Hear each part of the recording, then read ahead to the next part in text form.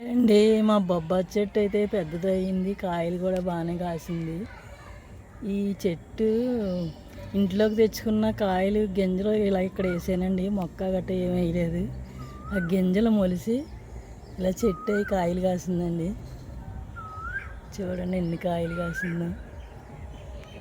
చెట్టు చిన్నగా ఉండగానే కాసేసింది, అంతే చెట్టు అయ్యింది. చెట్టు నిండా మాత్రం కాయలు ఉన్నాయండి. ఇంకా పూత బోళ్ళు పిందులు పైన ఉన్నాయండి. ఎంతంత కాయలు ఉన్నాయో చూడండి. చెట్టు నిండా కాయలు.